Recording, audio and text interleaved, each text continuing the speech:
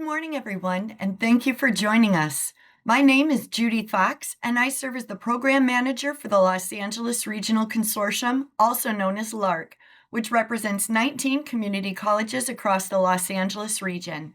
I also have the pleasure of co-leading the LARC AI Task Force with Chair and Assistant Vice President of LARC, Dr. Narne McKeegan. Today's professional development session, AI Assistance for Grant Writing from Concept to Proposal, is made possible through our partnership with the Los Angeles County Office of Education, also known as LACO, and the coordination and vision of LARC's AI Task Force. Leading today's session is Eduvator's Managing Director, Marcy Drummond, and Professor and Instructional Technology Trainer, Linda Delzite, who will provide hands-on opportunities for you to turn concepts into fundable submissions with confidence. You will find today's professional development session and more in the LARC AI Learning Library, and we'll drop that link in the chat. So please turn your cameras on if you can and get ready for a fun, informative, and interactive session. And with that, I turn it over to Eduvators to get today's professional development started. Okay, so we're going to take you through what's actually going to move you from curiosity about AI proposal writing to getting your digital workspace ready, and then remembering your project details. And we're going to flip it from there and help you prepare for a grumpy AI reviewer by looking at your strengths and your proposals, and just brainstorm what to do. And Marcy's going to lead you through that. So we have here a materials workshop folder. Marcy, have you already sent that in? I sure have. Okay. And so you've got a grant writing guide and you've got a resource folder. So let's go to the next slide. And so we're going to lead you through Claude, ChatGPT, Gemini, Perplexity, Copilot, their strengths, and how you might use them. And we're going to have a recommended best approach, which is Claude plus Perplexity plus Gemini or Microsoft 365 Copilot, and show you how to organize it and take it all the way through from start to finish. Linda, there's one thing I'd like to add to this slide. Sure. Normally, we tell you to choose your AI tool that you're most familiar with. Many people are using ChatGPT or Gemini or Copilot. This is the first workshop where we're highly recommending tools to you.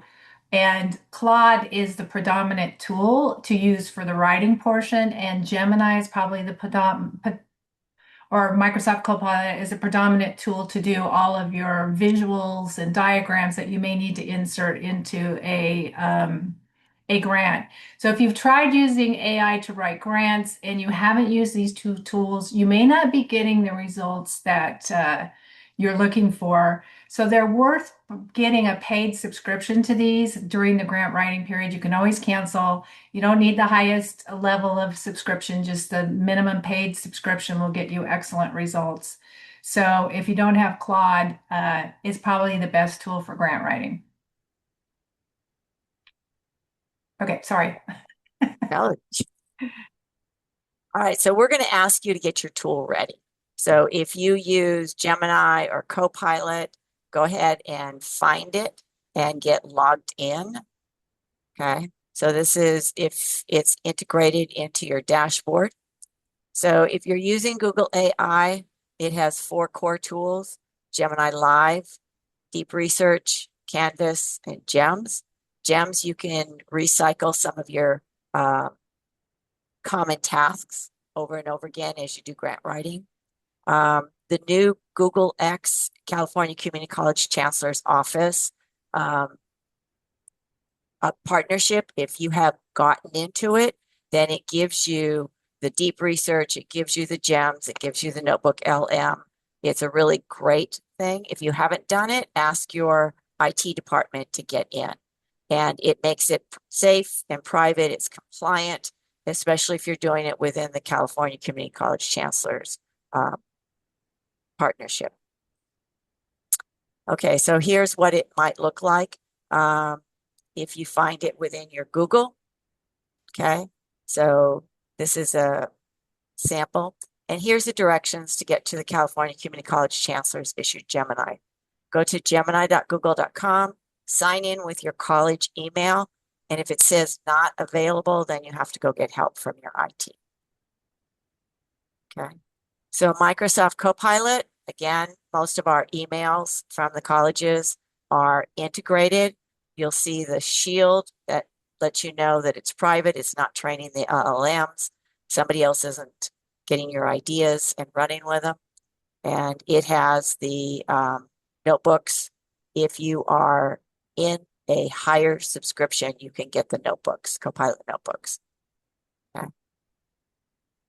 And in Copilot, you will see that it has the shield in it.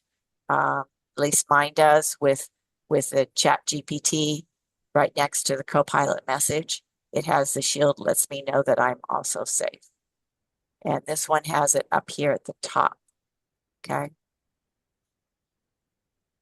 All right. So if you have your tool ready, would you log in to Gemini, Copilot, Claude, or Chat GPT?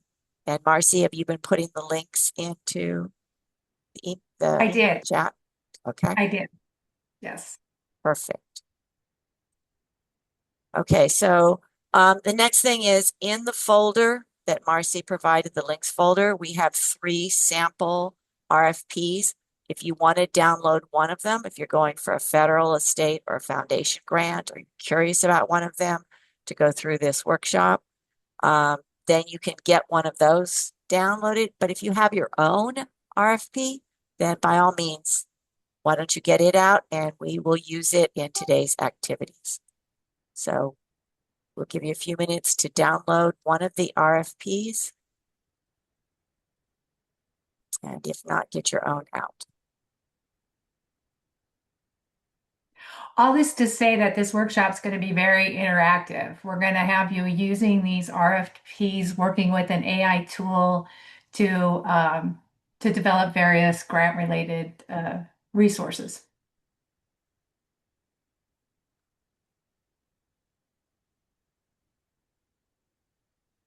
So for the federal, it looks like it's going for a STEM teaching, learning, student success.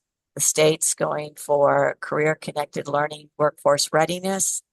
And the foundation is digital literacy, introducing AI skills training.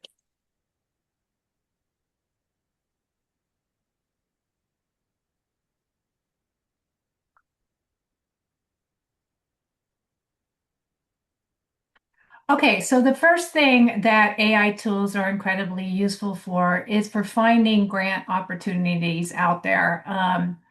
So many of you are on the Federal Register, you're on listservs to get these announcements, but oftentimes you won't get some niche or emerging opportunities or foundation or corporate research. So using AI, it'll look for all of these types of resources right at the get-go. So we've recommended tools for this. This one, Claude is okay, but it's not the preferred tool to use for this one. You can either use Gemini Deep Research, Perplexity, is another good tool for this, even the free version. The nice thing about Perplexity is it does give you inline links to the references. Gemini also gives you links to the references, so it makes it easier to fact check the grant opportunities that you get. There are 2 areas of probably the biggest weaknesses for using AI for grant writing, and this is one of them. Oftentimes it will, even though if you ask it to give you current ones, it may give you a grant that's outdated or one that hasn't even been released yet. And so with all AI output, it's really important to verify the results that you get. And particularly in this step, because I've had AI assistants, particularly ChatGPT, make up even fictitious grants. So I should have backed up and said, a lot of people think that AI might be a magic bullet for finding grants and writing grants, but it's not. It's just like anything you do with AI, it's an iterative process. You have to do the fact checking and the legwork. And so in this area, it's one of them. But in the Grant Writer's Guide, we've given you several starter prompts that you can use for this purpose, and we'll give you another one here shortly. If you use Claude, you have to check your settings and make sure that web search is enabled in your settings. Otherwise, it won't be able to find grant opportunities. But here are the things that I typically do. I use it to do broad landscape, research. And then once I get a list of grants opportunities, then I'll dive a little deeper on a particular funder and look at what they funded over the past several years. And then I run what's called a fit assessment, where I give it some information about my organization, and then I ask it to find the best fit opportunity for not only the organization, but if you have an idea of what your project is at this point, the more information you can give the AI to find grant opportunities for you, which is called context or background information, the more background information you can give the AI when you ask for it to do the grant research, the better results that you will get. And again, they can make things up, so you have to verify. So I'm going to share my screen right now and show you. I actually did I ran this. Let me find which. Okay, so let me share.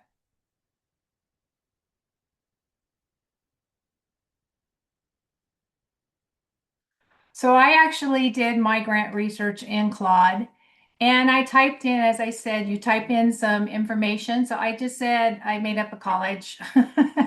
And I said, here we're this college. I gave it a little bit of information about how many students we serve and our demographics, and that we're a Hispanic serving institution, and that we're really looking for something to improve and strengthen in STEM fields, particularly workforce development programs within STEM fields. And I talked a little bit about grants we've had, and so I just gave it a whole profile of our college. And then I said, please use this profile for analyzing. Actually, this is for. Sorry, I jumped ahead. We're going to analyze the results here in a second. Let me go to the other one where I asked it to find opportunities. Oops. Well. You know what? Let's just do it live. I'm going to put that back in the chat. Let me find it. Okay. I'm going to say, go back. Sorry. Let's go up. I'm going to cut and paste this back in the chat. And I'm going to say, on in the chat. I'm going to say, please find some. So I still gave it our information, the background information. Please find some grant opportunity, I'm going to say federal, state, and foundation grant opportunities that are active for the next 3 months, because you want active grants that are currently available. And you can even go out further if there's some. So it is searching. And the nice thing about it is it's showing me all the sources that it's looking at.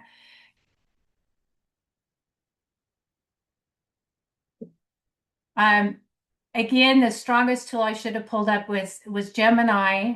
The only thing about Gemini is, let me go to Gemini so you can see what I'm talking about. So in Gemini, it just takes longer to demo because it takes good 3 to 5 minutes for it to generate the results. But if you do this in Gemini, you want to choose the deep research tool.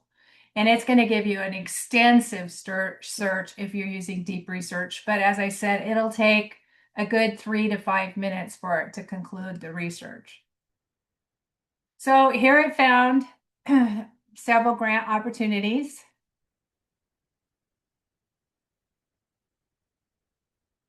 Now, I've worked with Claude a lot, So I always ask it about fit. So and now it's anticipating my needs. So it's actually giving me the fit for the college. And a little caveat, like this one is outside the 3 month window, but you could get started now. So this is an excellent, and since I asked for federal and state and foundation, it's giving me all three.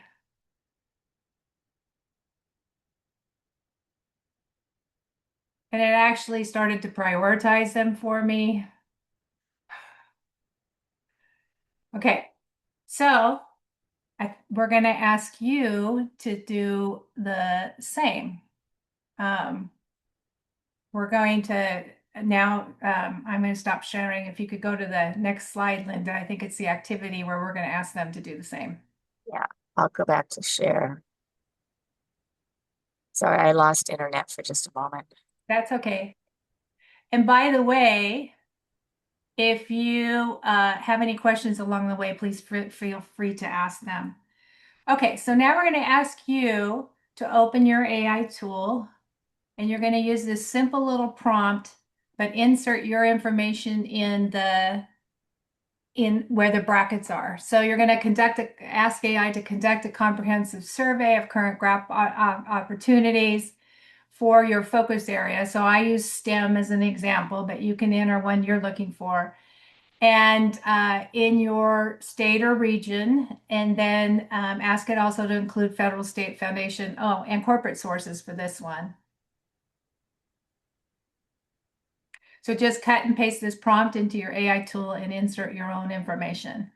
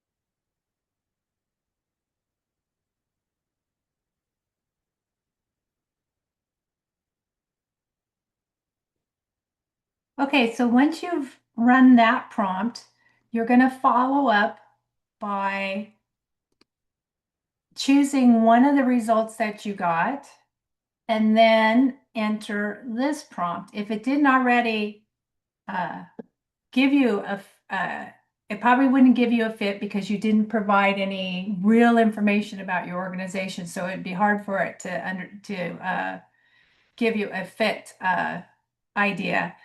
But use this as a follow-up prompt.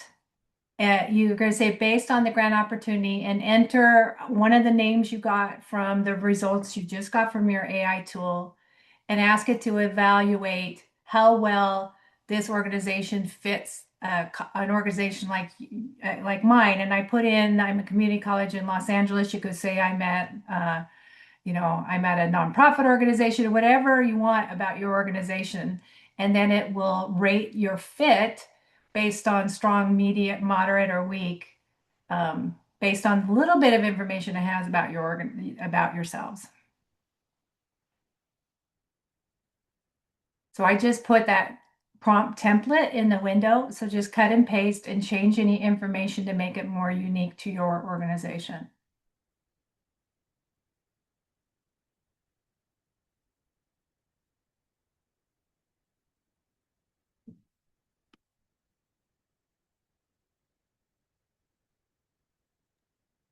RC, do you have other suggestions on what they might put in there, like they were a Hispanic serving institution or they have, Yeah, of course. I mean, if you want, the more information you give the AI tool, the better it can assess your fit. So you could say, we were trying to keep it general so it would work for any organization, any type of organization and role that you guys might have. But the more information you could provide, obviously, the better results you will get.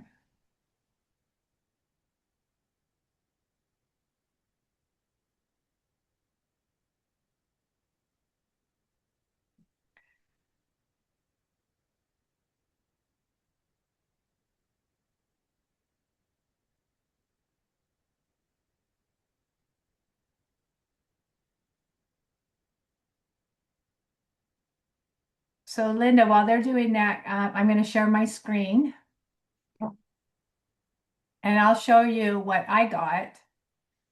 Back to my Playa Vista, Pacific Vista College. So, like we just said, I gave it all that information and then I asked it to uh, give me a fit analysis of each of the grant opportunities it came up with. And it actually put them into tiers by being the strongest fit and being open. And it gave me a pretty detailed explanation as to why it thought it was the best fit. Then it went down and said that it thought the NSF grant was our second best fit. Um, the tier two were good fits, but aren't currently open. So it's telling me to go ahead and plan for the future and to keep these on our radar. And then tier three were the moderate fit grant opportunities. And then it gave me some strategic recommendations as to what to do in the next 30 days, what to do in the spring and summer, and then ongoing how to keep up to date on these grant opportunities that it gave me. And that was at the federal level. And then it went down and did the same thing with the state grants, gave me fits. I love the little stars because that catches my attention right away. And then it went to the foundation opportunities and also gave me a fit. And then it gave me a strategic summary. So pretty detailed analysis. And again, probably because I gave it more context or background information to begin with, it could do a better job of finding fit. So I'd like to hear from you guys what you were able to get with this simple prompt with very little information. Can you go to I think the next slide is the report out slide.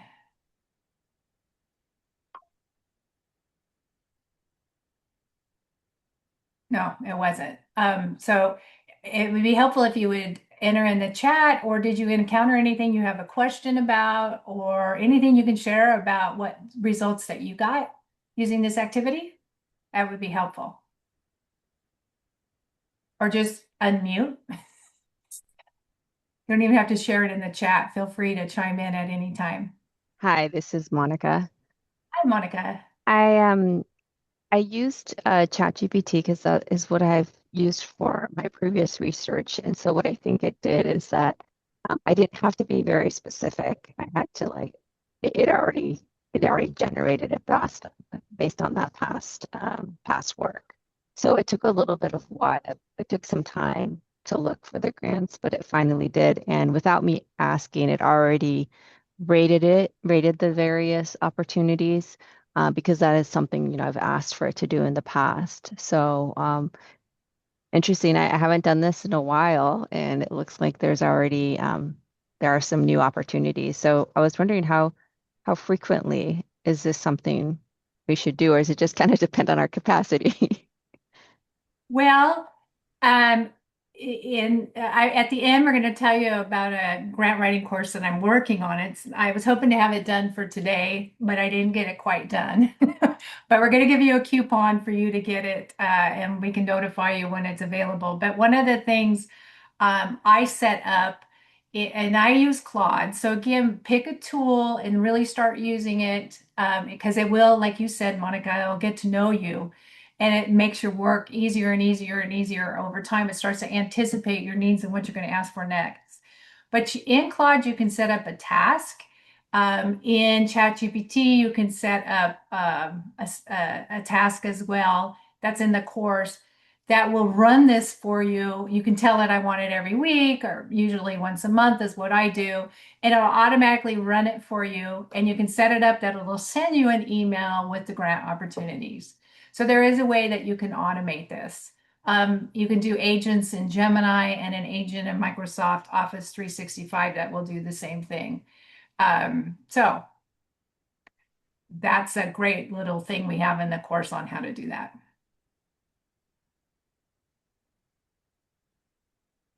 Ready for the next slide? Yes. Okay, so that was for grant research. Now we're moving into, once you've found a grant, you're going to want to, AI is great. And thank you, by the way, Suzanne, for sharing with us too.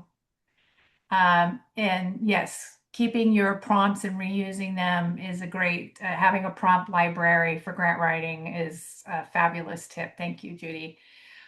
Okay, so AI is great for grant writing. It'll save you time. It enhances precision. I use it a lot to generate ideas. I'm not very good at coming up with great names for my grant projects. I'm pretty linear thinking person, so I use a lot for naming things because it's great at coming up with some great suggestions.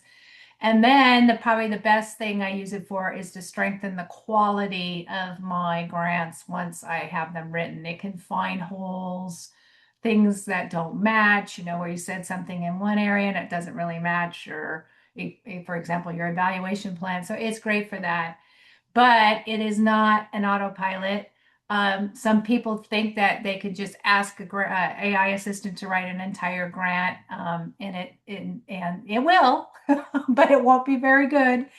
So it's very much an iterative process. It's a very powerful tool, but you have to remain in control of the process, and you are the subject matter expert, and you have to do a lot of verification along the way. Okay. Things that AI handles really well in the writing phase is drafting content. It will maintain funder language. I'll give you some tips on how to do that. Also ensuring that sections are complete and connecting one section to another, and coming up with alternatives, helping you brainstorm. And I use it, it's fabulous. It wasn't good at this in the beginning, at creating your supporting materials, especially diagrams and exhibits like timelines and logic models. Now it's fabulous for that, and I'm going to show you a couple of examples. But again, you stay in the driver's seat about your strategic decisions. Institutional accuracy is not a forte of AI, so that is one big area of weakness. And same thing with when you need local and proprietary data that you feed, like in your needs statement, that's another weakness of AI. So therefore, you need to verify, and also making sure that it's your voice, your tone, and your story at the end. It produces good drafts, but you've got to maintain judgment and control of what's going on. Okay, the other thing about grant writing using AI is to get the best results, you need to create a dedicated workspace using your AI tool. So if you're using Claude, it's called Claude Projects. If you're using ChatGPT, it's ChatGPT Projects. If you're using Gemini and Copilot, you're going to set up in Gemini a drive where you can, if those of you are familiar with Notebook LM, you can set up a notebook for this. And in Copilot, you're going to either use a notebook or a OneDrive folder. We have a whole guide on this, on how to set up your project workspace. And in that project, you're going to want to start off by giving it, again, some custom instructions about yourself and your organization. Let me go to my document really quickly. And in the G drive. Let me go to the G drive and show you where that document is on setting up your let me share my screen. In the drive link that we shared at the beginning, you'll see there is a document called Setting Up Your Grant Project Workspace. So it goes through each one of these tools and it tells you specifically how to set up the space. This is really important because it helps you're going to store documents in there as you're creating them. It helps with the continuity from one section to another.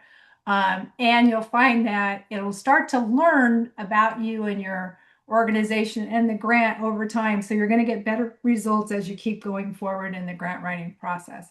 I'm going to show you how I set up a grant project workspace in is it this version of Claude? No, it's probably this one. Okay, so in Claude, you can see I set up a project for the California Pathways grant. And all I did was I uploaded the mock RFP. I'm going to put those links in the chat for you guys again because you're going to use them. And then I test to make sure that it's reading that RFP. So I said, provide a synopsis of this grant opportunity because I want to test that my project that I'm setting up, that it's actually referencing the RFP as we work through the project. So it gave me a quick synopsis of this grant. And then I asked it to create a comprehensive checklist of every requirement in the RFP and be both explicit and implicit requirements, and then to organize them by category and flag easy to overlook items. And by the way, this prompt is in your guide that we gave you. So it gave me this checklist, and then I can download it. And then I asked it to identify and rank the funder's top five priorities. And for each one, I wanted it to point specifically to the language in the RFP that supports these top five priorities. So I did that.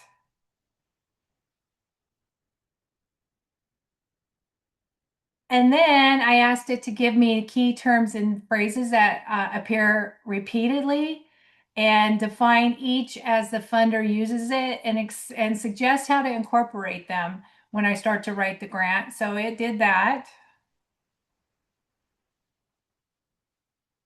So these are the things I usually start with when I get the RFP, are those simple little prompts. I think we have that on the next slide, Linda. You're on mute. Okay, you want the next slide? Yeah.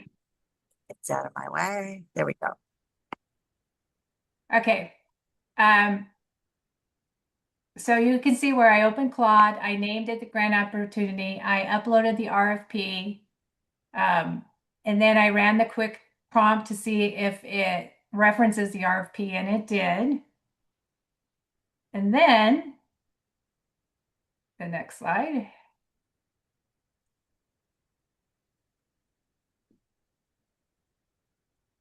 I asked it to break down the RFP into key sections, create the checklist.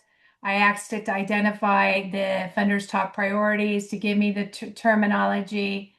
And I can't remember if I asked it to break down the evaluation criteria, but these are usually the next steps that I take. And then, so now my AI assistant fully understands the RFP and it understands what the priorities should be in my proposal and also key terms I should use throughout the proposal as I'm writing it. And then it's kind of keeping, especially Claude, it'll keep in its memory the evaluation criteria. So it will make suggestions as we're writing each section, how I can beef up that section so that it scores the highest on that criteria. And you only get this this consistency and this information in memory if you set up a project. Okay, so through this RFP analysis that I did, What it does is it tells me when I asked it to give me what the checklist, it now knows what I need to include in the RFTP. When I asked it to do the priority analysis, it tells me what we need to emphasize as we're writing. And when I asked it about the terminology, it's going to use those key words in the content that I draft. So it helps me figure out how to say it. So those are the reasons why we just uploaded the RFP and did that sequence of activities. Okay, so let me put it in the window again. We gave you three sample RFPs or mock RFPs. These are not real grant opportunities, by the way. If you haven't already downloaded one, please download one. And then you're going to use your AI tool and you're going to upload that RFP into your AI tool and you're going to enter this prompt that based on the language of this RIP, you're going to ask it to find your funder's top 5 priorities and the language that's being used. So I'll put that prompt in the window for you too.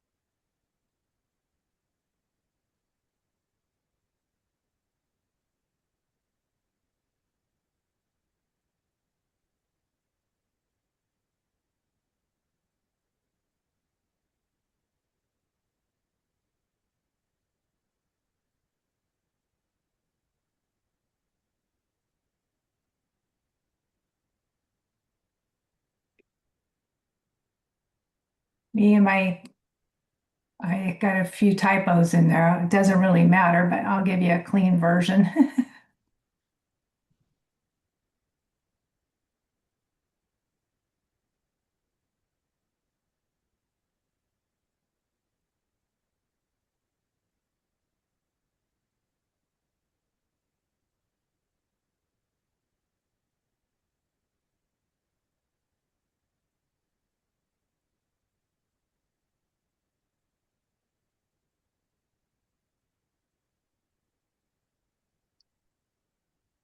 And by the way, we're going to keep using this, whatever AI tool you used in the chat window that you're using with your AI tool, keep it open because we're going to keep building. Our next activity is going to build on this activity. So you're going to want to be in the same chat window throughout the rest of the activities in this workshop.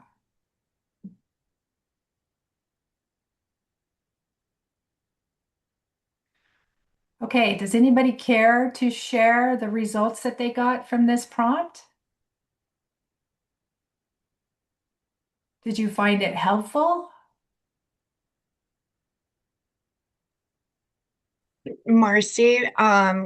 Claude just finished my first prompt. So either I have a lot of tabs open or it was just a thinker, but it didn't just give me responses. It laid everything out in a beautiful, easy to read document with tables and color coding and everything. So it's a really great way to be able to reference and not be over inundated with all of the content.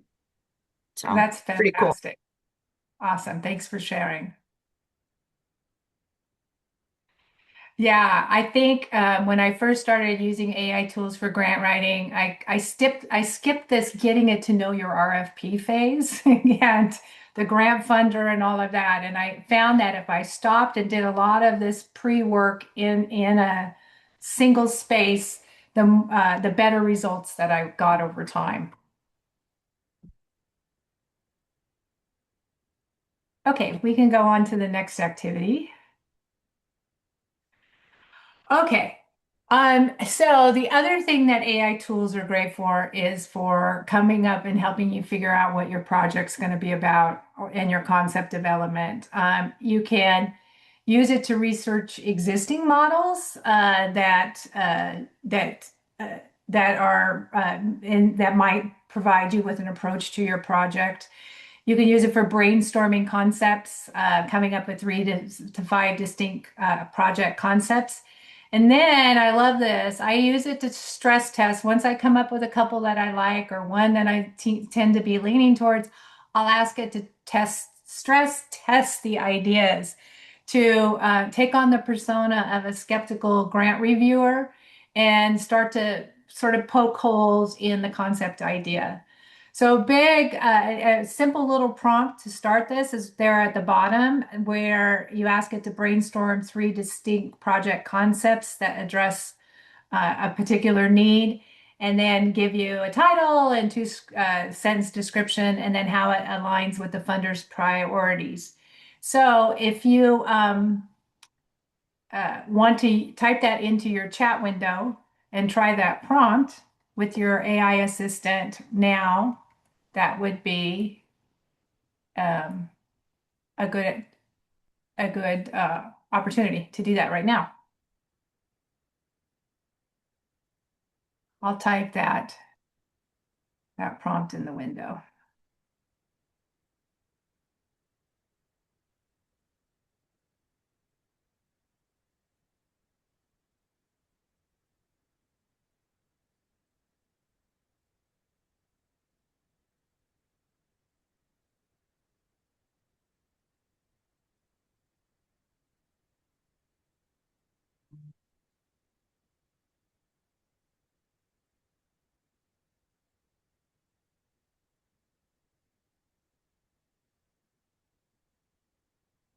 Would you say, Marcy, that this is a real time saver?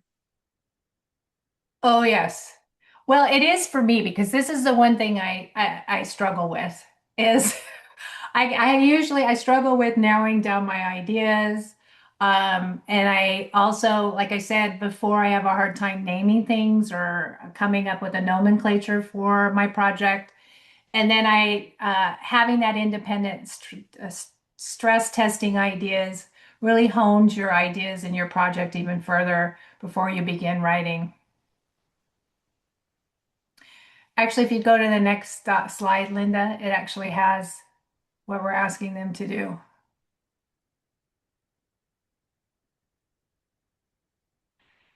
And then I'm not sure what sort of ideas it came up with. Are there any that your AI assistant came up with that you actually think you would use?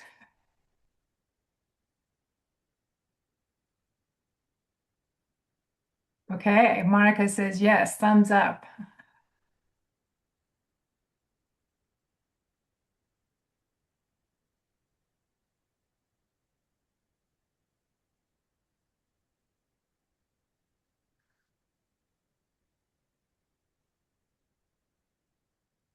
Okay, we'll go ahead and go on. Okay, so I think everybody in this workshop has written grants before, so you know there's a sequential approach to doing this. You usually start with your needs statement, and then you move on to the project description. These are the 11 most common sections of a grant. I put in project design, that's where I embedded the management plan. So some of you may say, hey, the management plan is missing, but I actually put it in with project design. The important thing is it's when you're using an AI assistant, you really have to go sequentially. So if you're using a team writing approach to writing these, it's a little harder because some people might be working on the timeline while you're still back here on the project description. So I haven't yet written a grant with an AI assistant using a team writing approach. But I think having said this, what I would do is I would have a schedule of what sections are getting written when by whom, and the person that's responsible for doing the writing on one section before the next, that you don't start For example, you don't start number 3 until you have number 2. And if it's a different person doing number 3 than number 2, you're going to have to work as a team on your timeline and meeting those deadlines. So that information can be used in the AI assistant to move it forward to the next stage. So I know that most of you write these in sequence anyway, but with an AI assistant, it's hypercritical to get them done because you use one section and you feed it into the AI to help you start the next grant. And there's a lot more in, we gave you a link to a document there, the sequential grant writing process in that guide that really explains this in great detail. Okay, next slide, please. All right, let me make sure before I move on that I haven't. Okay. The need statement. This is probably the weakest area of using your AI assistant. And this is not an area where you can just shortcut it and just take what the AI gives you and run with it. You're going to need to iterate a lot, use some extra steps, do some fact checking, because usually in your need statement, you need national data as well as local data. You can ask it to go and gather all this information with you. And again, the best tools for this one for research are Perplexity and Gemini, and using the deep research function in Gemini. You're going to have to gather local and institutional data because oftentimes an AI can't find that. It's not publicly available or on websites. If you've set up a project space, and you have those documents on your local data, you can upload it into the project and ask the AI to use it in that document in your project. Or if you're using Microsoft Copilot, you can have it in OneDrive. And if you're using Gemini, you can have it in a G Drive and ask it to use any documents you've uploaded there. And it'll help you do step number 4, and that's build the logical argument from the data once you have it. And it's really great at step 5, helping you align your need statement with your RFP. But the first 2 steps, 1 and 2, is probably its weakest point. And so you're going to have to verify everything that it uses in terms of data. What it can help you with is it can help you identify sources and help you draft the pros once you have everything together. But like I said, you're going to have to do a lot of coaching with your AI assistant to get the information in a usable format. Okay, so as I mentioned before, you have your 12 steps, and it's really important to do each step in sequence. And then you're going to I call it pass forward. You're going to take one output from one completed section, like your need statement, and you're going to pass it forward to your AI assistant and use that as the basis for developing your next section. So let me show you an example of this.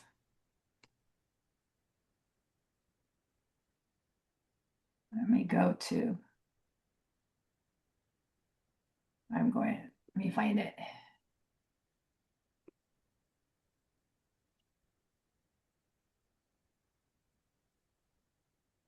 Why am I not finding it? Hold on, sorry.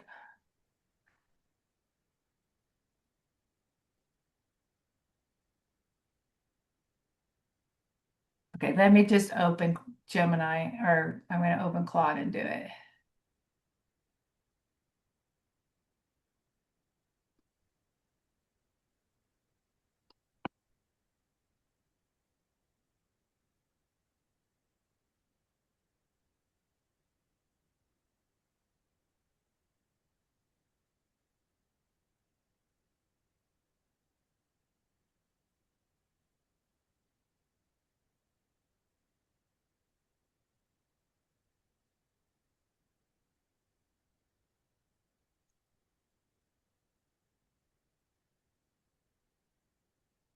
You know what? Let me come back to that. I'm trying to find the actual prompt I wrote where I uploaded my need statement.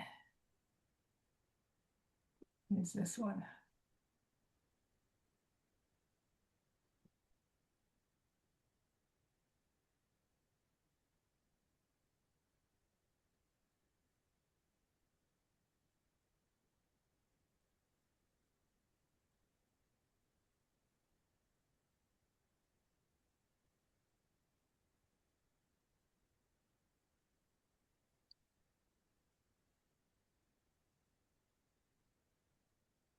Linda, go ahead and go on to the next one. I'll find it while Okay.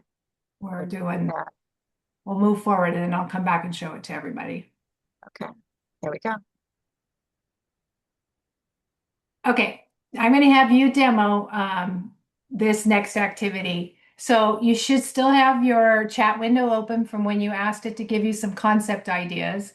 Now you're going to pick one of those concepts that you like the most, and you're going to ask it to develop 3 to 4 goals and objectives for your grant.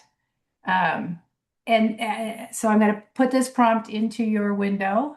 So you're basically passing forward the information that you got um,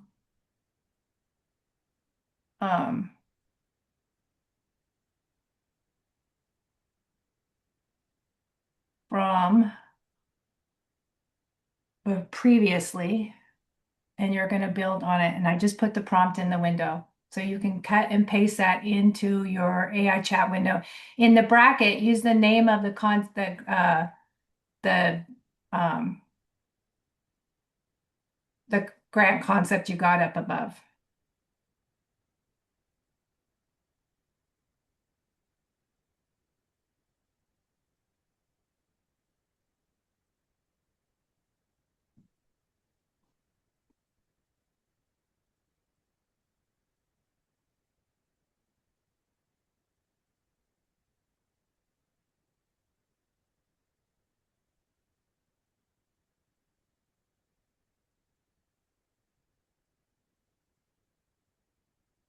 I like the prompt that the objective should be specific, measurable, achievable, relevant, time bound.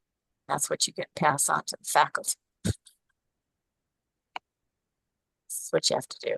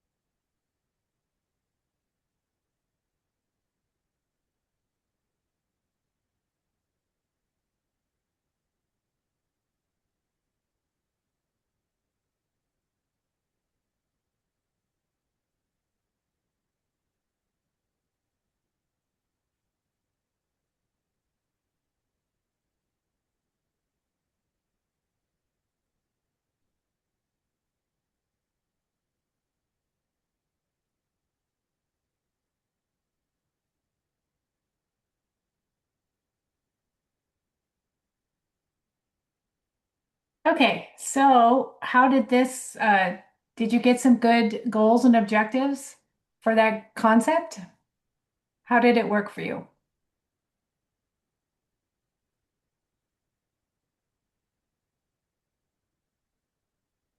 Now, one thing, because we haven't given a lot of context about your organization in these examples, they may not be realistic for your organization. So again, having that project, some background information about so it did give you some good ideas. All right. So these are, I think a lot of people are using AI assistants to write grants, so they're getting better and better at giving you good output without a lot of background information. So the thing I was going to demo for you, I'll show you, was where I uploaded a need statement. I have a need statement drafted for that mock NSF grant that you guys are using.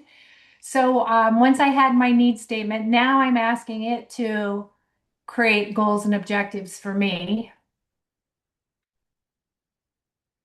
And I gave a little more context. I said, make sure the objective can be accomplished within the 5-year project period. And then I asked it also to include a brief alignment table showing which stated need of the grant proposal is addressed by every objective. In the full grant guide, as well as the grant writing course, I give you these more extended prompts. Oh, and I also have Claude trained to give me output like this into a Word document. So it's actually preparing the whole thing in a downloadable Word document instead of putting it into the chat window. Sometimes I have to remember to tell it, don't give it to me as a document, give it to me in the chat window. So we'll come back to that so you can see I gave it a pretty extensive instructions as to how I wanted the goals and objectives provided to me. So we'll come back once it's done and take a look at that. Okay, Linda, do you want to go to the next slide? Working on it. Let's take this share back. Okay, there we go. Okay, the next thing that AI tools are great for is creating visual diagrams, an org chart for your management plan. Oftentimes, you'll have to include a theory of change. And the best tool to use for this, honestly, is Gemini. Or in Copilot, there is a tool called Create that's really good at creating visual diagrams for you. But I always use Gemini. So once I have my project description, I can feed it into my AI tool, and then I asked it to create a logic model showing the relationship between inputs, activities, and outputs and long-term outcomes. So I did that, and I have an example of that from Gemini. Let me go to, I'll share my screen. Actually, I want to show you the chat too, the Gemini chat that I had, so you can see what I asked it. Let me go to that first.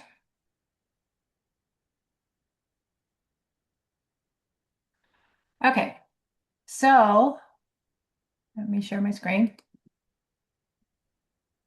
I have to say I was blown away by what Gemini came up with. So I uploaded you can see my chat with it. I uploaded my project description once I had it done.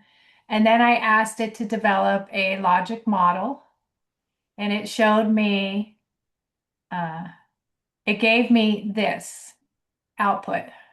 Okay. But I have to get that output in a way that I can use it in my proposal. So once I got the output, I could have come back, I looked at it, and I know my grant really well. So I know that it actually got the inputs, activities, it got it all right. Sometimes it doesn't get all this information correct. So you might have to iterate with it and say, for example, in activities, maybe you'd say you missed a key activity. And give it what activity it missed and say, please regenerate, and it'll regenerate and it'll put that activity in it. Before, when I used Gemini and asked it to regenerate something, it would come up with an entirely new version. It's really good now at only adding or changing what you asked it to change and providing you a new version just with that change. And then when it was all done, I asked it to create a PNG version of it. So you'll see all the coding. I said, can you give it to me as a PNG export, which is a picture format, so I could actually cut it or I could insert it into the grant proposal itself. And I'll show you the output that what the PNG looks like. So this is what it looks like. This is the image it gave me that I could cut and paste directly into my grant proposal. I was really impressed. It did this in all in about, I don't know, a minute, less than a minute. So it's great for that. Claude is not as good for the images, except for it's good for like doing org charts and a few of those. But Gemini is usually my go-to tool for using it. And then you should all have, because the Chancellor's Office has provided uh, accounts for all community colleges. Everybody that works for a community college that's in this session will have a Gemini Pro account. Oh, that's one more thing I should say. The images and diagrams and things you get from Gemini, it's worth having a pro account, which you have to pay for. The free account will create them, but just not as great of quality, and they're not as thorough as if you have a pro account. So back to what I said at the beginning, it's worth subscribing to some of these paid accounts while you're writing the grant because you'll get much, much better results. Okay, I'll stop sharing. We can move on. Right. Are we done with the slide, Marcy? Or you still want to? Yes, Okay, we're done with that one. there we go. Okay, so here are some tips for getting even stronger results in the content. So you can use persona framing. So I like to do this a lot. I'll say you are an experienced grant writer that specializes in a field or even specializes in a particular grant. So like NSF grants, I say you are an experienced NSF grant writer with 20 years experience with writing grants for community colleges or high schools or whatever your organization is. So that helps you get better results. Um, I try to mirror the funder's language in my prompts. So, like I'll say, like if they use that's why having that in the beginning when I said take your RFP and give you most commonly used terms, I have that as my little cheat sheet, and then I'll insert those terms into my prompt, and I tend to get better results that way. Again, as I've said before, the more you can be specific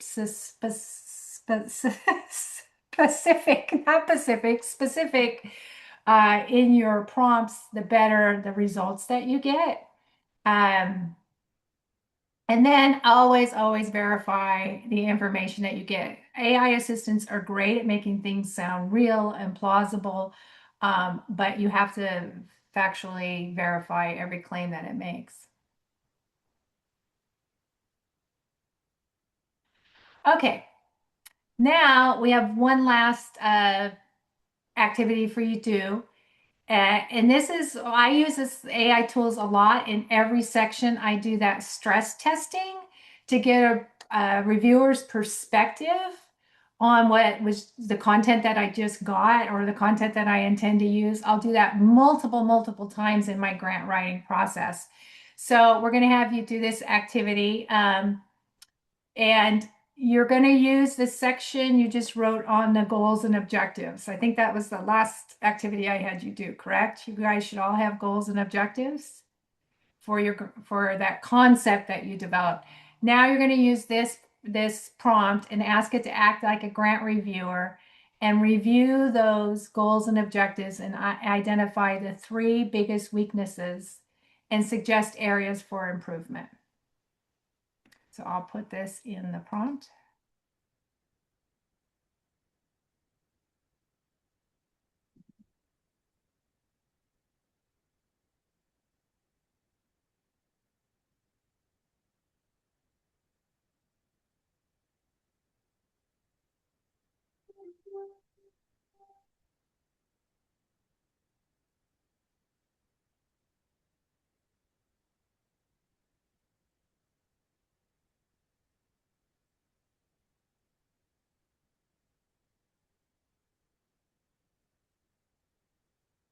Marcy, do any of the RFPs have rubrics? Could you upload the rubric and say, test it?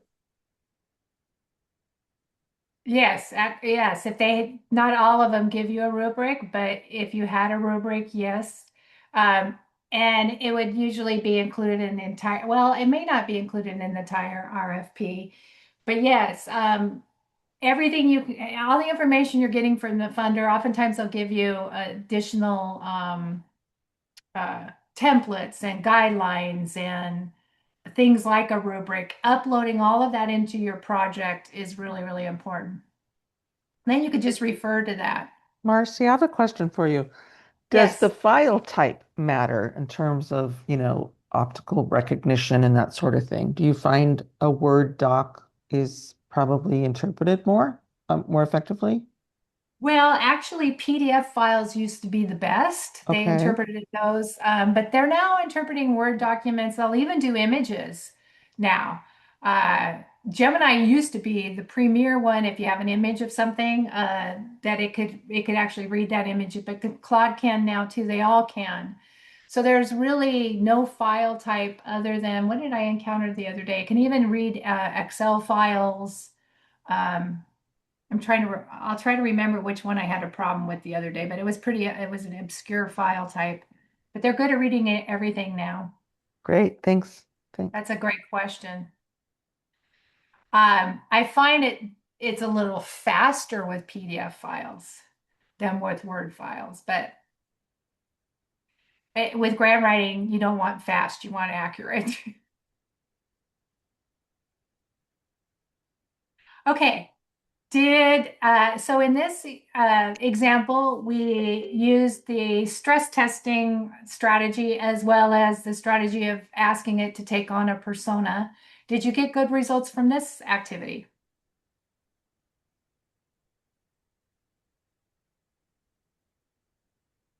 A thumbs up, or anybody care to share? Okay, good. Awesome. That's great. Okay, let's move to the next slide. Okay. I usually do this too. I will use multiple tools and run the same prompt and then see which one gives me the best results.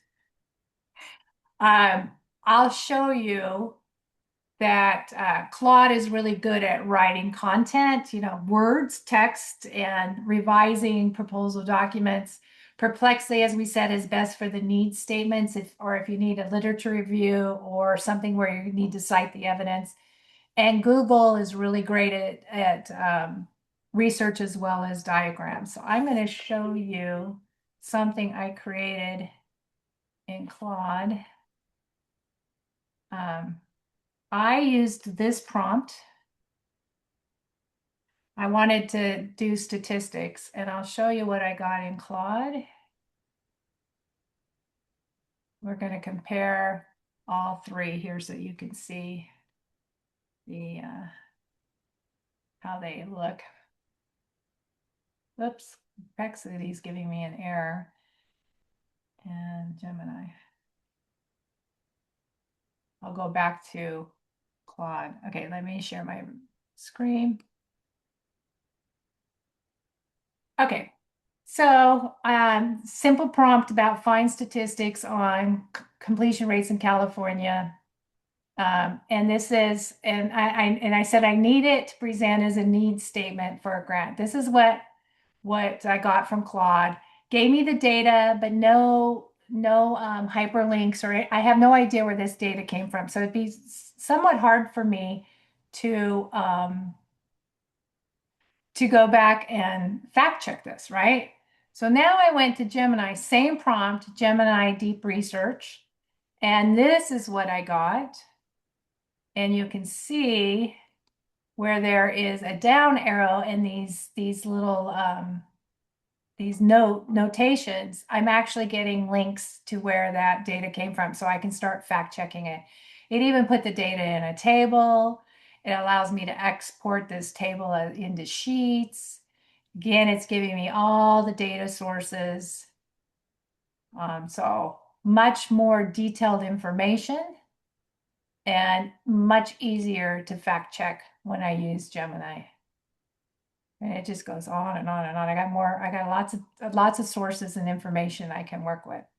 So that's why if I just started with Claude, I would have had a lot of work to do. So oftentimes I'll use more than one AI assistant and take the best results and then feed that back into my primary assistant that I'm using to write most of the grants. So in this case, I would choose Gemini's results. I would output all of this and I'd feed it back into Claude because I'm using Claude as my project, where I have my project set up and where I'm doing most of the writing in. Perplexity, I'm not sure why I didn't get the Perplexity to open. Let me see if I can find it. Perplexity here, this way. Here it is. So this is what I got from Perplexity. I like, so it does give me, the website that it pulled it from. But what I don't like about Perplexity, see, that's all I got. So not a lot of output, but it does give you the 11 sources, and I can go check these 11 sources. but I have no idea which source was used for which of these statistics. So there's a lot of back and forth work I have to do, where you can see with Gemini, it was right within that paragraph, much easier for me to do the checking using the Gemini results. Okay, I'm going to stop sharing. Can we go back to the slide deck? Sure.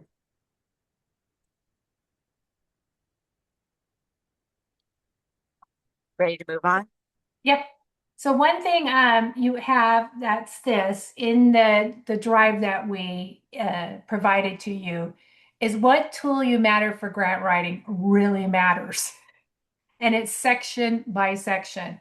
So you have this reference card that goes through the like the needs statement, the project description, goals and objectives. You know, Claude is the probably your best tool, and what your backup tool could be if you don't have Claude.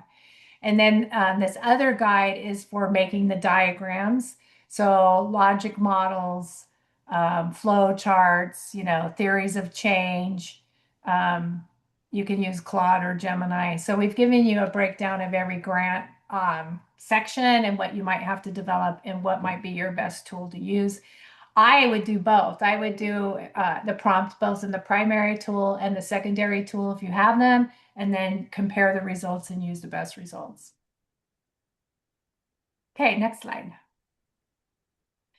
Okay, a few things on ethics and verification. So if you're using AI to write your grant, many of them now have guidelines as to how you disclose AI's use. They may even go so far as to tell you what you can use the AI to do. So they may say, they may prohibit some sections of your grant being having you use AI to do it. So be sure to check your funders' guidelines on the use of AI and comply with those and disclose your use of AI as they request. Again, you've got to verify data, statistics, citations. Make sure that the grant really reflects your voice and your organizational mission and values, and it's got to tell your story. Obviously, I don't need to tell you that you shouldn't use AI to fabricate data or misrepresent qualifications. Know if your institution has guidelines on approved AI tools, be sure to use those approved AI tools. If you're using Claude, Claude is not one that is both Copilot and Gemini. If you're using your college or institution issued account, that information is kept private. If you're using Claude, it is not. So just be aware of that. That don't upload any sensitive information into Claude or any other external tool that you're using. And then always treat AI output as your first draft, never your final product. Next slide, please. Okay, so the key takeaways, these are really going to improve your results, is set up a dedicated AI workspace. We gave you the guide on that. Start by having it analyze that RFP thoroughly. Your AI assistant needs to know that RFP and any supporting documents that you get related to the funding opportunity. The more you have it work through those documents in advance, the better results you're getting. Follow the sequential approach. One section builds on the next. The more specific you can get in your prompts, the more specific output you'll get, and always verify the output that you get. Okay, so today's workshop and the detailed guide is in that resource drive. We also have put in there a handy infographic as to once you have your grant done. It covers a checklist you can use with your AI tool to go through the grant and run through the final checklist before you submit it. Next slide, please. I'm working on a 3-course series. It will cover the whole researching phase and narrowing down your concept. That's the first course. The second course is going step by step, section by section, with the prompts that you can use as tips and tricks as to getting the best results from the AI, as well as all the information about the specific AI tools we recommend for each section. And then there's some guides and prompt libraries and strategies in there as well. So if you sign up for an educator's account, which is free, we'll be putting the notice in there when the courses are available. Oh, sorry. The third course is, which AI is great for, is how to use AI to manage your grants, to write those reports and to accurately reflect your outcomes and all that. It's a fabulous tool for grant management. So that's the third course in this series. Once we announce that this course is available, you'll be able to use this LARC grant code at checkout to get that course for free. Next slide, please. Oops, it should be Marcy at Eduvators. Let me put our contact information in here. Feel free to reach out to us at any time. And if you have any questions, I put Linda's in here as well. We'd like to use the remainder of our time together to pinpoint any problems you might have or cover another tip or another section. Yes, Wiley. Just a question. Thank you for Yes. this workshop. It was very informative. I appreciate it.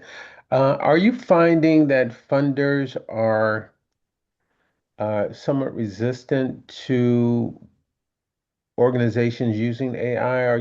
Are you finding that in some of the RFPs that they're saying no AI or are restricting AI use in the development of grants? Um, I have yet to come across it, but I'm working primarily on foundation, national foundation. I have grants. I have been on the back end talking to program officers about their concerns with AI. To be honest with you, we've had this conversation that if people just use AI wholesale, they can tell right away. They can tell right away if somebody did not use the diligence in our grant writing course that we talk about to use it as a tool instead of just letting it do the writing for them. They can spot that in a minute. So I've been privy to some of those conversations as well. Judy, did you have a question or did you want to make a comment on that? Yeah, I was just going to say, while it wasn't an application for funding, we were applying to present at a conference, and part of the guidance stated to not use AI to develop the project title because so many of them that were being submitted were the same. So Yeah, a little caveat there. yeah, yeah, that's true. So you've got to put in extra work to make it sound be original, right? And the best way you can make it original is take the ideas that AI gives you and then massage them so that they fit your local context and your college's or your organization's culture. So Suzanne, that's really interesting. Yeah, they're kind of all over the place. Some are prohibiting, some organizations are prohibiting, others are encouraging it. Some are in the middle where they have certain sections that they don't want you to write using AI. The most common section, which is one of your largest, is I've seen is part of the project description. I've seen some where I see things prohibitive. It's been mostly in that section. One thing, another thing that's weak that I see that may be prohibitive is the management plan. That's the one area where I see a lot of caveats around do not use AI to write the management plan. When I first started using AI to help me write management plans, it would give us like an army of people to work on this grant, and we knew that wasn't viable. Like we're not going to have a budget that can support an army of people working on it. So it wasn't really realistic in what it was giving me. And the other area that I find that it's not really realistic that I have to massage quite a bit is the timeline. It may over or underestimate how long certain parts of the project may take. So other questions? Or is there something you've tried to use AI to do on a grant where you didn't get the results you were hoping? And we can troubleshoot that.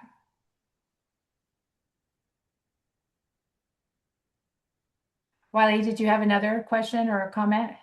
I do. And the question is, have you found that funders are using AI to score grants when they're submitted? I wouldn't be surprised if that is happening, but I personally have not come across that. I wouldn't doubt it if they have, like Linda said, if they have a rubric and they're running it against their rubric um, as sort of an initial cut. But I doubt they would rely on the AI output to help them make their final decision. It might be a way that they prioritize how they go through somebody's grant proposal. Um, like if there was an area that shows as weak, they may focus more of their attention on that area to make sure that something wasn't missed. But I have not personally encountered the use of AI to evaluate a grant. Maybe somebody else has in the group. Monica, did you have a question? Yeah, I was just wondering what sort of feedback you had on Chat GPT. I saw that it didn't make the list of like kind of the top three you were discussing today. Yes, it didn't make the list. I have migrated away from using ChatGPT. I found that I was getting much better results in Claude uh, and Gemini than I am now in ChatGPT. It's just it may be because I'm using Claude more and more that it's getting to know me better and anticipating my needs and giving better results that way.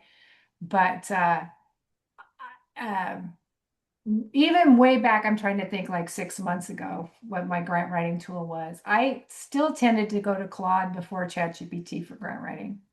It gives you, it keeps, it can give you longer output than ChatGPT, much longer, and it stays consistent in one chat window. So if I start working on something, let's say I'm working on the needs section. I can stay in one chat window and keep working and working and working and working on that needs statement in Claude and still get good results even after I've been in a chat window for 2 hours with Claude before.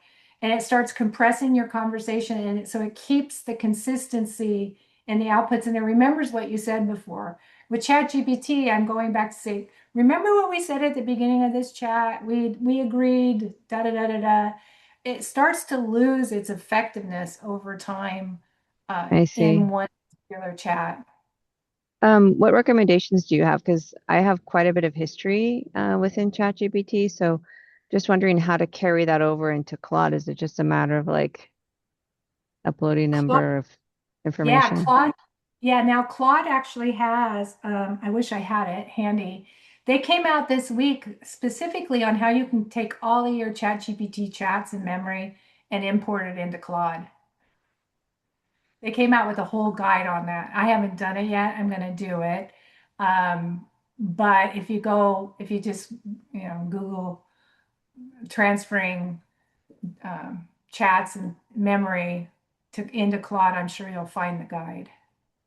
Now, are the pro versions of these various AI, are they private or that's not an option?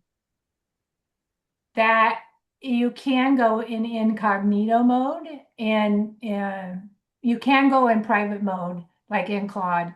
If you need it to do research, you're gonna enable web search, so it's going out to the web.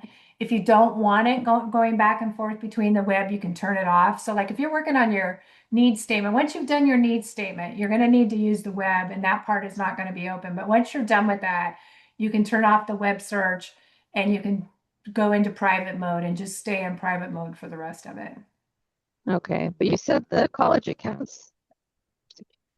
College accounts are all private. If you're using Copilot and Gemini and you're opening them using your college email address, Yeah. then those are 100% secure. That data is not leaving your college environment. Okay, thank you. Yes. Yeah, I think that's why most of us switched away from ChatGPT, was to get into the secure sites. And we just kind of drifted away from that. And Microsoft Copilot, it used to be really bad. It's gotten better and better and better.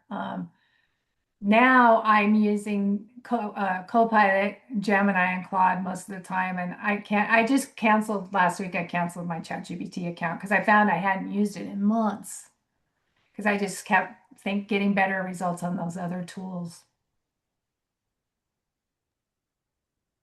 Awesome. Would you guys Okay. mind putting the information about your course and the Lark One code in the chat for us again? Yes. And I'll put the Google Drive one more time as well. Fantastic. And just as a reminder, I'm dropping a couple of links in the chat again as well. So watch for mine and Marcy's shares here. Oh, that didn't all copy, did it? We would like to thank all of you for being here with us today, and to Marcy and Linda for leading such an informative and insightful presentation on grant writing for all of us today. I know that it gets to be pretty fun once you start playing with it, so I can imagine what I'm going to be doing for the next amount of time here after this session. But if you learned something today as well, please do type yes in the chat. And our feedback form, we would love to hear what you thought of today's presentation. So we'll drop that in the chat. Just as a reminder, the Lark AI Learning Library is open to everyone, and all of our professional development sessions are recorded and posted there the following week. All of the links and resources that were shared in today's presentation are available in the description of those videos that are posted. So if you missed them today, you can always go back next week and they will be available. And then our next professional development session is on March 20th. And that features AI in tools for educators, AI in biotechnology careers. So we would love to have you share this information with anyone you feel would benefit from the opportunity to join and learn. And with that, we'll wish you all a wonderful weekend and hope to see you next time.